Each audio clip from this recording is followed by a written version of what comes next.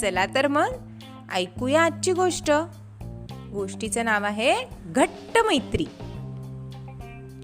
एक राधा नावाची छोटी मुलगी होती. शाळेत जायची ती. शाळेत तिचे 2 अगदी घट्ट मित्र होते, पार्थ आणि विराज. हे 3 जण एकाच शाळेत एकाच वर्गात असल्यामुळे अगदी रोज भेटायचे. त्यांना वर्गात सुद्धा एकत्र बसायचं असायचं नेहमी. पण एकत्र बसले की बडबड करायचे. म्हणून शाळेतल्या बाई त्यांना नेहमी वेगवेगळ्या बाकांवर बसवायच्या. शाळेतून घरी येताना पण एकत्रच घरी यायचं असायचं. राधाला तर रोज तिचे 2ही मित्र तिच्या घरी खेळायला हवे असायचे. सुट्टीच्या दिवशी तर राधा नेहमी आईबाबांकडे हट्ट करायची, पार्थ आणि विराजला घरी बोलवूया ना गो खेळायला. आणि इकडे पार्थ आणि विराजचं पण तेच, सारखं मुळे तिघांना एकत्रच राहायचं असायचं. एकदा काय झालं, दिवाळीच्या सुट्टीत त्यांच्याच एका मित्राची आई एक कॅम्प घेणार होती. म्हणजे त्यांचं कोकणात गावात घर होतं, त्यामुळे लहान मुलांना गावातलं जीवन कळावं, वेगवेगळे खेळ खेळता यावेत, खूप काही शिकता यावं, यासाठी ती लहान मुलांसाठी कॅम्प घेणार होती.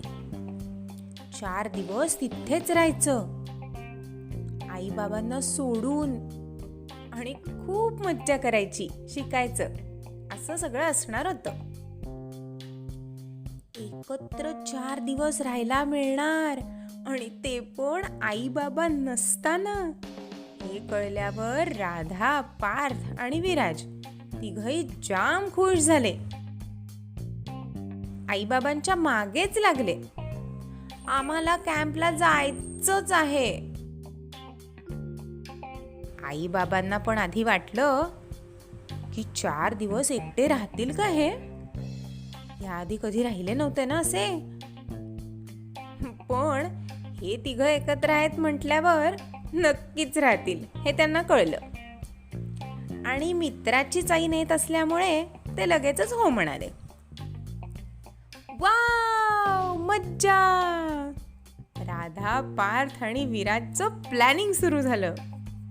तिकडे काय काय मजा करायची, काय काय खेळायचं, आणि असं बरंच काही. करता करता कॅम्पला जाण्याचा दिवस उजाडला बरं का. तिघांनीही बॅगा आधीच भरून ठेवल्या होत्या. सगळेजण रेल्वेनी कोकणात जाणार होते. म्हणजे हे 3, बाकीचीही मुलं होती, आणि त्या मित्राचे आई बाबा, असे सगळेजण निघाले. राधा, पार्थ आणि विराजचा आनंद तर गगनात मावत नव्हता. राधा, पार्थ, विराज सहलीला निघाले, खूप खूप गंमत करायला निघाले. राधानी असं गाणं केलं. राधा, पार्थ, विराज आम्ही खास मित्र, सहलीला मजा करू दिवस अन रात्र. पार्थनी पण गाणं केलं.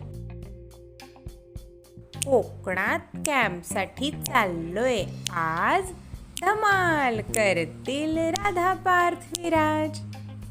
विराजनीही गाणं केलं. अशी मस्त गाण्याने सुरुवात झाली सहलीची.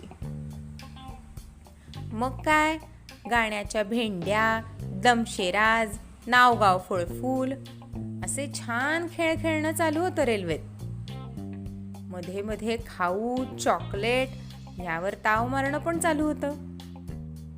कोकणात चाललेले असल्यामुळे बाहेरचा निसर्ग पण इतका सुंदर होता की ते बघण्यात पण हे 3 रमून जात होते. मावशी सुद्धा मध्ये मध्ये वेगवेगळ्या झाडांची, फुलांची, पक्ष्यांची माहिती देत होती. ती तर ह्या 3घांना इतकी आवडत होती की काही विचारू नका. आणि मध्ये मध्ये बडबड तर चालूच होती.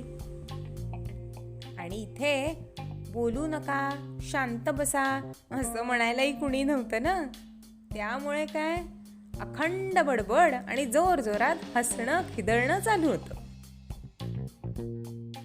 अशी सगळी धमाल करत कोकणातल्या घरी ते पोचले.